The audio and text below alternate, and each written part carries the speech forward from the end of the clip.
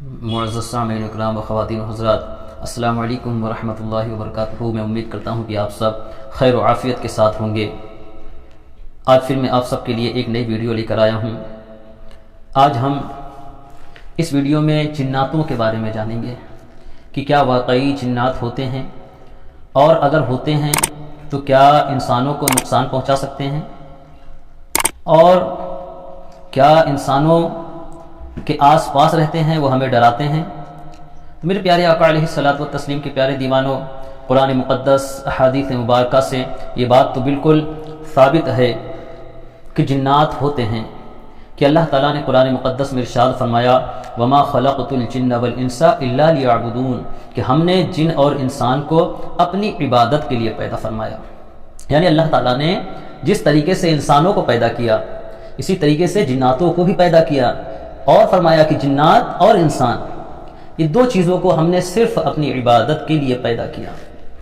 اور اللہ تبارک و تعالیٰ نے سورہ ناس بھی نازل فرمائی، کہ سورہ ناس میں اللہ تبارک و تعالیٰ نے بھی جن کا ذکر فرمایا، اور بہت ساری قرآن کی آیت مبارکہ ہیں، احادیث مبارکہ میں بھی آپ سب کو جناتوں کے بارے میں پوری ڈیٹیلز، پوری تفصیل مل جائے گی، کہ اللہ تبارک و تعالیٰ نے سورہ ناس میں فرمایا قُلْ أَعُوذُ بِرَبِّ النَّاسِ ملک الناس الہ الناس من شر الوسواس الخناس الذی یوسوس فی صدور الناس من الجنۃ والناس۔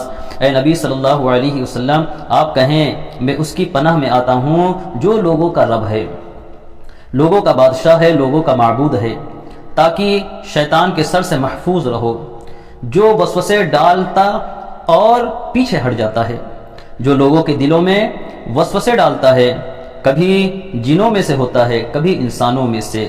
میرے پیارے آقا علیہ الصلوۃ والتسلیم کے پیارے دیوانوں، اس سے بھی یہ بات معلوم ہوئی کہ جن بھی ہوتے ہیں، جنات بھی ہوتے ہیں۔ جو ابلیس ہے اس کا بڑا ہی طویل واقعہ ہے، کہ اللہ تبارک و تعالیٰ نے جب حضرت آدم علیہ السلام کو پیدا فرمایا تو اللہ تبارک و تعالیٰ نے سورہ بقرہ میں اس کا ذکر فرمایا وَإِذْ قُلْنَا لِلْمَلَائِكَةِ اسْجُدُوا لِآدَمَ فَسَجَدُوا إِلَّا إِبْلِيسَ أَبَى وَاسْتَكْبَرَ وَكَانَ مِنَ الْكَافِرِينَ۔ اور جب ہم نے فرشتوں کو حکم دیا کہ آدم علیہ السلام کے آگے جھک جاؤ تو وہ فوراً جھک گئے، مگر ابلیس نہ جھکا، اس نے حکم نہ مانا بلکہ تکبر کیا اور وہ کافر ہو گیا، یعنی کافروں میں سے ہو گیا۔ میرے پیارے آقا علیہ الصلوۃ والتسلیم کے پیارے دیوانوں، آخر اسے تکبر کیوں آیا، گھمنڈ کیوں آیا اسے؟ بات صرف یہی تھی کہ جنات آگ سے پیدا کیے گئے ہیں، اور ابلیس بھی جناتوں میں سے ہے، اور انسانوں کو اللہ تعالیٰ نے مٹی سے پیدا فرمایا ہے۔ تو وہ یہ کہنے لگا کہ آگ مٹی سے افضل ہے، مٹی ادنا ہے، آگ اعلیٰ ہے، اسی لیے اس کے اندر تکبر آیا اور اس نے تکبر کیا اور وہ کافروں میں سے ہو گیا۔ بڑا ہی طویل واقعہ ہے، انشاءاللہ کبھی کسی دوسری ویڈیو میں انشاءاللہ تفصیل کے ساتھ اسے بیان کروں گا۔ آئیے ہم اتنا جانتے ہیں کہ جنات ہوتے ہیں، یہ قرآن و حدیث سے بھی ثابت ہے۔ اور اب بات یہ ہے کہ کیا جن اور جنات وغیرہ انسانوں کو تکلیف پہنچا سکتے ہیں؟ تو میں آپ سب سے کہنا چاہتا ہوں کہ جن اور انسان آپ کو تکلیف نہیں پہنچا سکتے جب تک اللہ تبارک و تعالیٰ نہ چاہے۔ اور ہم سب کو چاہیے کہ ہم سنسان راستوں میں نہ گھوما کریں، اس لیے کہ اس وقت اللہ تبارک و تعالیٰ اپنی دوسری مخلوق کو چھوڑ دیتا ہے اور وہ باہر نکلتی ہیں۔ اللہ کے پیارے رسول صلی اللہ علیہ وسلم نے بھی ارشاد فرمایا کہ جب راستے سنسان ہو جائیں، یعنی سناٹا چھا جائے، سارے لوگ سو جائیں، تو اس راستے سے نہ گزرا کریں۔ بہتر یہ ہے کہ ہم سنسان راستوں میں نہ جایا کریں، سب سے بہتر ہے ہمارے لیے کہ جب سنسان راستے ہو جاتے ہیں تو اللہ تعالیٰ اپنی دوسری مخلوق کو ان راہوں پر چھوڑتا ہے۔ اور بہت سارے نوجوان بہادری طاقت دکھاتے ہیں کہ ہم نہیں ڈرتے کسی سے، اور ہم جو ہے سنسان راستوں میں، جنگلوں میں جا سکتے ہیں۔ پھر جب وہ مخلوق انہیں تکلیف پہنچاتی ہے تو بڑی شدت کے ساتھ پہنچاتی ہے کہ ساری زندگی گزر جاتی ہے اور وہ مخلوق اس کا پیچھا نہیں چھوڑتی۔ تو میں اپنے نوجوانوں سے کہنا چاہتا ہوں کہ خدا حدیث پاک پر عمل کریں، اور سنسان راستوں میں اکیلے تنہا نہ جایا کریں، اور جب سنسان راستے ہو جائیں تو بہتر یہ ہے کہ گھر سے ہی آپ نہ نکلیں، اس میں ہمارا اور آپ سب کا فائدہ ہے۔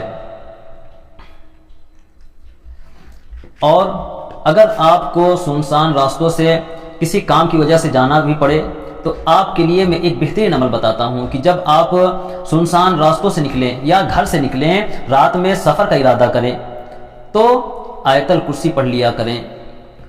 اللہ لا الہ الا هو الحی القیوم لا تأخذہ سنۃ ولا نوم لہ ما فی السماوات وما فی الارض من ذا الذی یشفع عنده الا بإذنہ یعلم ما بین ایدیہم وما خلفہم ولا یحیطون بشیء من علمہ الا بما شاء وسع کرسیہ السماوات والارض ولا یؤودہ حفظہما وهو العلی العظیم۔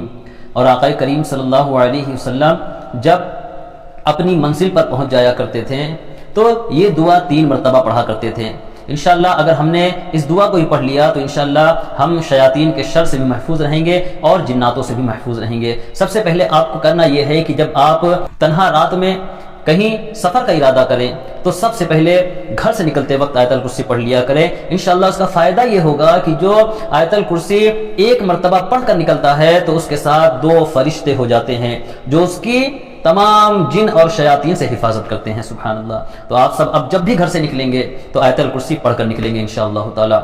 اور اللہ کے پیارے رسول صلی اللہ علیہ وسلم جب منزل پر پہنچتے تھے تو یہ دعا پڑھا کرتے تھے 3 مرتبہ۔ ہم سب کو بھی چاہیے کہ ہم 3 مرتبہ پڑھ لیں۔ اگر سنسان راستوں سے بھی اگر گزریں گے تو انشاءاللہ اس دعا کی برکت سے، اللہ کے فضل و کرم سے ہمیں کوئی بھی دوسری مخلوق نقصان نہیں پہنچا سکے گی۔ تو یہ دعا پڑھیں، اعوذ بکلمات اللہ تامۃ من شر ما خلق، اعوذ بکلمات اللہ تامۃ من شر ما خلق، اعوذ بکلمات اللہ تامۃ من شر ما خلق۔ اس دعا کو ہمیشہ آپ پڑھ لیا کریں جب آپ کو خوف اور خطرہ محسوس ہو، تو انشاءاللہ تمام دوسری مخلوق سے بھی آپ سب کی انشاءاللہ تعالی حفاظت ہوگی اور آپ کو کسی بھی طرح کی کوئی حاضر غائب مخلوق آپ کو انشاءاللہ تعالی نقصان نہ پہنچا پائے گی۔ تو آئیے اللہ عز و جل کی بارگاہ میں دعا کرتے ہیں کہ اللہ تبارک و تعالی شیاطین کے شر سے، حاسدین کے حسد سے، ظالمین کے ظلم سے ہم سب کی حفاظت فرمائے، ہم سب کو دونوں جہاں کی خیر و عافیت عطا فرمائے۔ وما علینا الا البلاغ المبین۔ السلام علیکم ورحمۃ اللہ وبرکاتہ۔